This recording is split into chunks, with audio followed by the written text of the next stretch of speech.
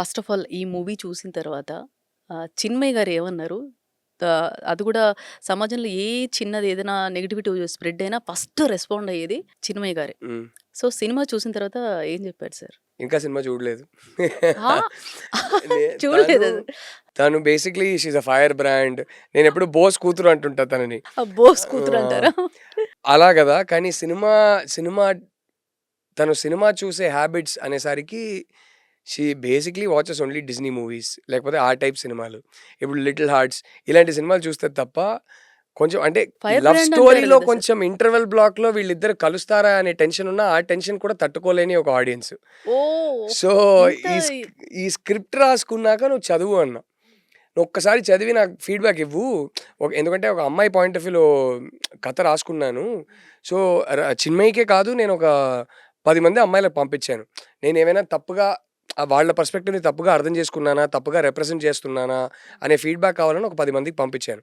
దాంట్లో చిన్మయికి కూడా ఇచ్చాను నువ్వు చదువని. ఓకే. ఒక్క 30 పేజెస్ అయ్యాక నా వల్ల కాదు. నేను ట్రిగ్గర్ అవుతున్నాను. నేను టెన్షన్ తట్టుకోలేకపోతున్నాను. నా వల్ల కాదు. నువ్వు చదువని చెప్పి ఫోర్స్ చేసి I made her read the whole script. Okay. Script చదివాక ఒక్కటే చెప్పింది. "దయచేసి ఎంత త్వరగా తీయొచ్చో ఈ సినిమాని తీ. I'm so proud of you. I'm so proud to call you my husband" అంది. బట్ షీ సెడ్ ఈ సినిమా అయితే నేను చూడలేను. నా వల్ల కాదు. Don't force me to watch this movie అనేది ఇప్పటి వరకు చూడలేదు ఇంకా. So yeah! కొన్ని బిట్స్ అండ్ పీసెస్ ఒక థియేటర్‌కి వచ్చినప్పుడు ఒకసారి క్లైమాక్స్ చూసింది. కొన్ని బిట్స్ అండ్ పీసెస్ నేను ఎడిట్ అంతా అయిపోయాక కొన్ని చూపించా తప్ప ఫుల్ సినిమా ఇంకా చూడలేదు. చూస్తారా ఇంకా చూడరు. ఇంపాసిబుల్. అంత ఒక్కసారి టెన్షన్ తట్టుకోలేదు తను.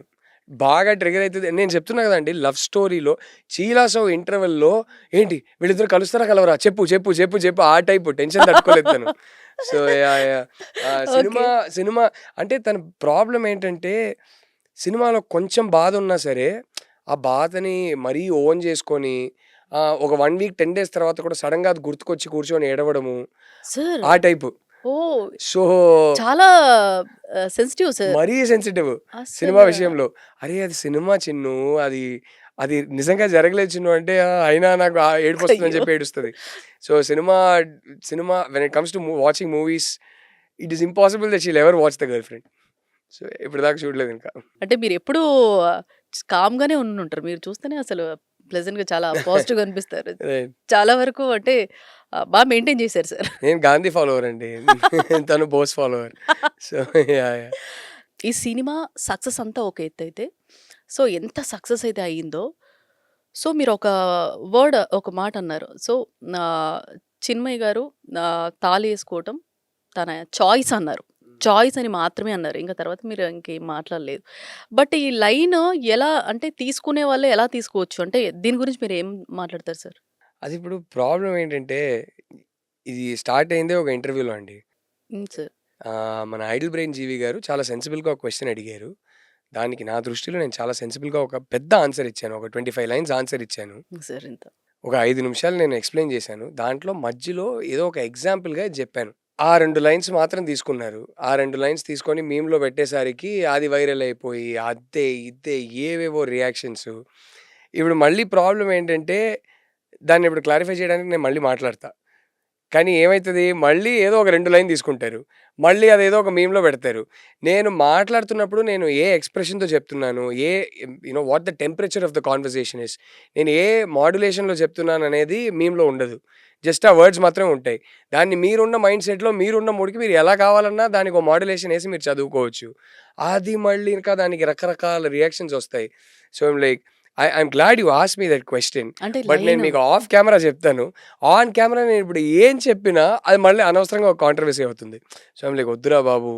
So, but yes I promise you that off camera I'll give you an explanation. But honestly okay. Yeah! Okay. I was just talking it was a very harmless statement about choice.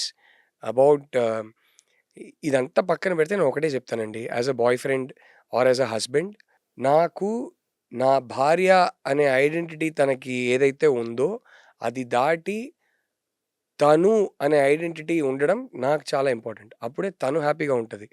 తను హ్యాపీగా ఉంటేనే నేను హ్యాపీగా ఉంటాను. నేను ఎవరితోనైతే నా లైఫ్‌ని share చేసుకుంటున్నానో, వాళ్ళు హ్యాపీగా లేకపోతే నేనెలా హ్యాపీగా ఉంటాను.